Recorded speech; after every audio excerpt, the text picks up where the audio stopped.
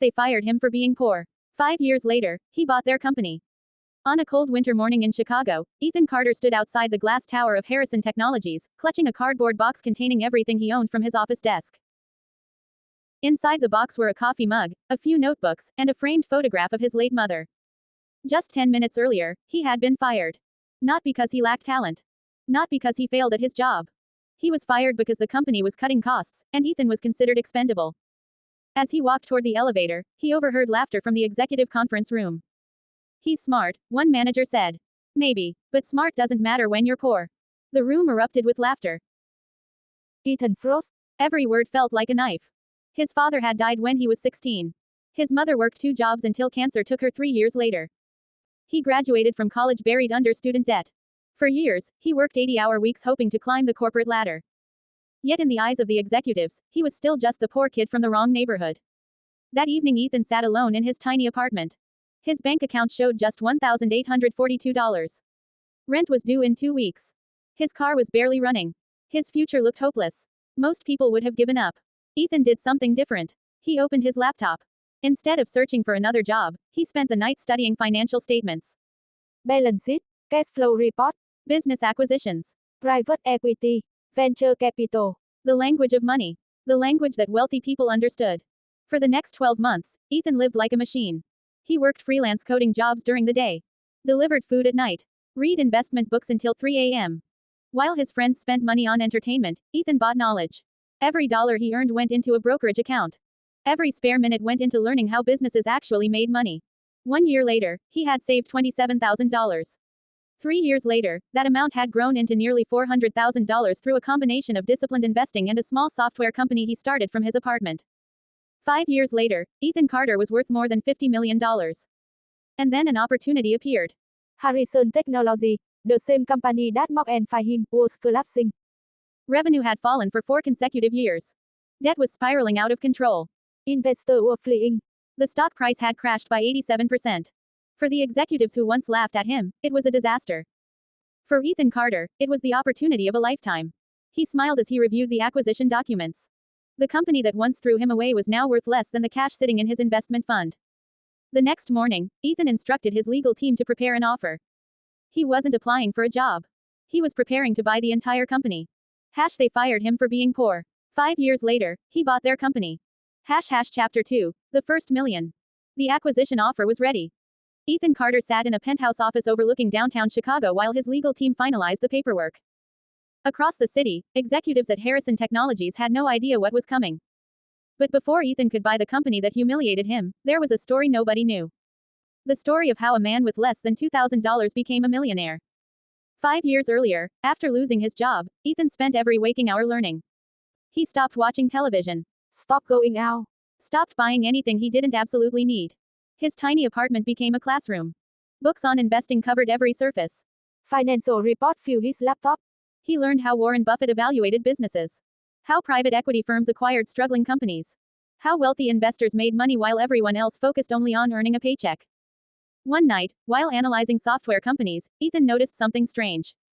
Small businesses were struggling to manage customer data. Large corporations had expensive systems. Small companies had almost nothing. There was a gap in the market.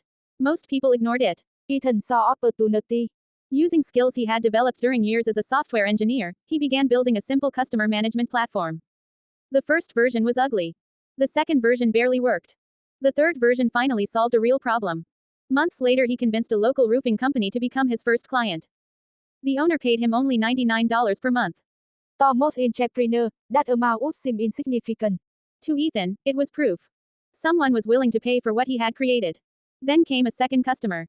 10 a third, 10. Soon his side project generated more income than his old salary. For the first time in his life, Ethan realized something powerful. Employees trade time for money. Business owners build systems that make money while they sleep. That realization changed everything. By the end of the second year, his software platform generated nearly $30,000 every month. Instead of spending profits on luxury cars or expensive vacations, Ethan reinvested every dollar. He hired developer, expanded marketing, improved the product. The business grew faster than anyone expected. Then came the breakthrough. A regional healthcare network signed a contract worth over $1.2 million. Ethan stared at the agreement for several minutes. Just 3 years earlier, he had worried about paying rent. Now companies were trusting him with seven-figure deals. The revenue explosion attracted investors. Venture capital firm began contacting him. Most founders would have accepted the first offer. Ethan refused. He remembered something his mother used to tell him. Never sell your future because someone waves money in front of you. So he waited. The waiting paid off. 18 months later, a larger software company offered to acquire his platform. The offer exceeded $42 million. After taxes and legal fees, Ethan personally walked away with nearly $28 million. At 32 years old, he was financially free. Most people would have retired. Ethan wasn't interested in retirement. He was interested in leverage. He invested his capital into profitable businesses. Purchased shares in technology companies. Bought commercial real estate. Acquired small manufacturing firms. Every investment generated additional cash flow. Money began working for him around the clock. Within 2 years, his net worth crossed $50 million. And that was when fate intervened. One afternoon, Ethan received a financial report from an analyst working for his investment firm. The report concerned a company he knew very well. Harrison Technology. The same company that fired him. The same company where executives laughed at his poverty. The numbers were shocking. Revenue declining. Debt increasing. Customer leaving. Leadership making terrible decisions. Investors losing confidence. The stock price had collapsed. For years the executives believed they were untouchable. Now they were desperately trying to survive. Ethan quietly closed the report. He felt no anger, no bitterness, only curiosity. Could the company actually be saved? For weeks he studied every detail. The answer became obvious. The business wasn't failing because of its employees. It was failing because of its leadership. The board of directors had ignored reality for too long. Then Ethan noticed something even more interesting. Because the stock price had crashed, controlling ownership could potentially be acquired for a fraction of what the company was once worth. The opportunity was extraordinary. The company that once viewed him as worthless was now vulnerable.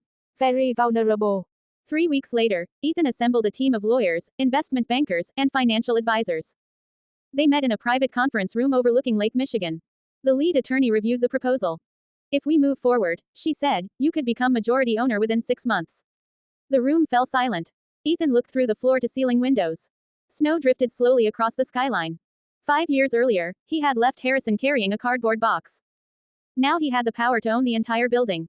His attorney interrupted the silence. Mr. Carter, shall we proceed? A small smile appeared on Ethan's face. Yes. The legal team nodded.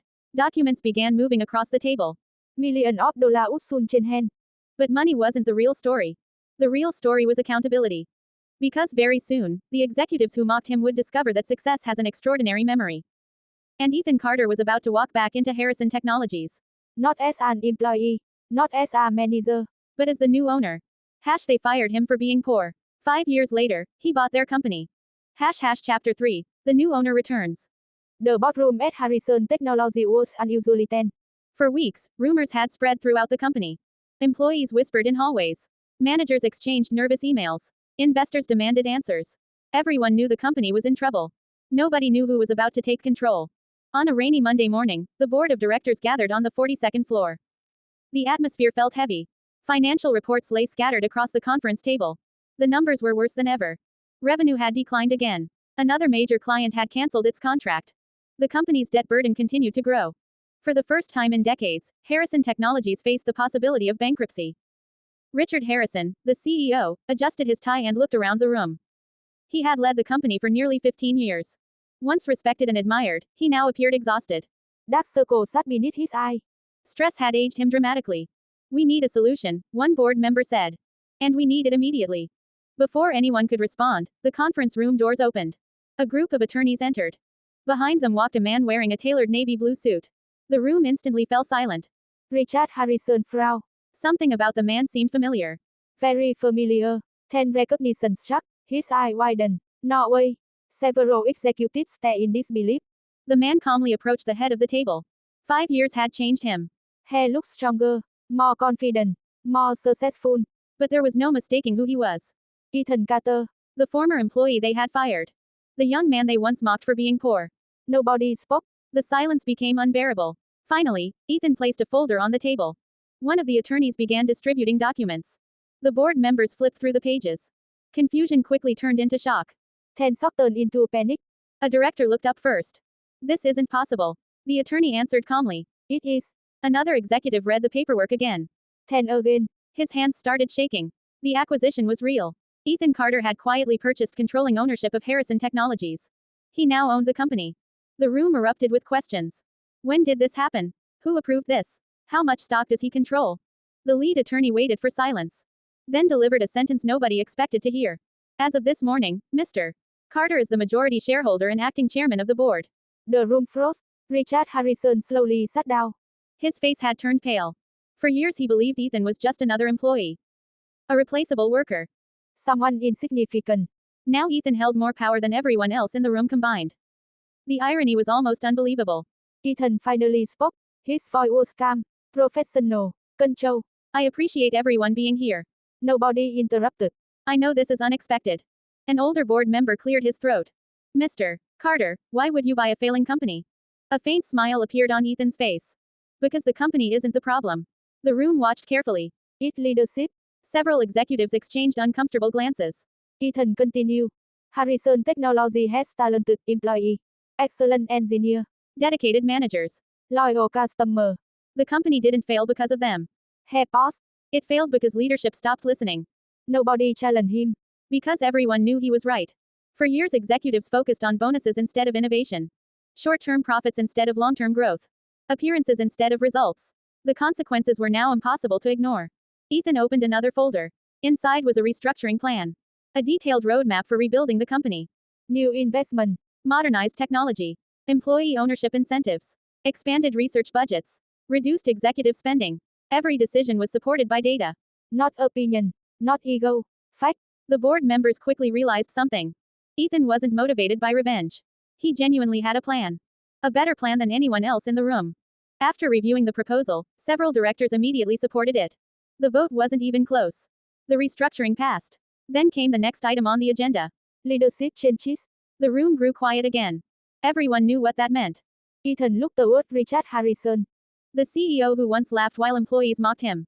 For a brief moment, their eyes met. 5 years ago, Ethan would have felt anger. Today he felt nothing. Success had changed him.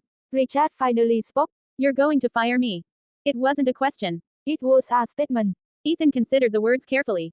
Then he answered, no. The room looked surprised. Richard looked even more surprised. Ethan continued. I'm giving you a choice. Nobody moved. You can remain for 90 days and help transition leadership. Or you can leave today. Richard stared at him. After several seconds, he lowered his eyes. For the first time in years, his confidence disappeared. The boardroom remained silent. Because everyone understood what had just happened. The most powerful man in the company had become the least powerful. And the employee he once dismissed had become its savior. The meeting ended an hour later. As executives slowly exited the room, many approached Ethan. Some apologized. Some congratulated him. Some simply shook his hand. One elderly director remained behind. He looked at Ethan and smiled. Most people would have come back for revenge. Ethan glanced out the window. Chicago stretched endlessly below. The city where he had struggled. The city where he had nearly given up. The city where he built his fortune. Then he answered. Revenge doesn't build companies. The director nodded. Then why come back? Ethan looked toward the company logo mounted on the wall.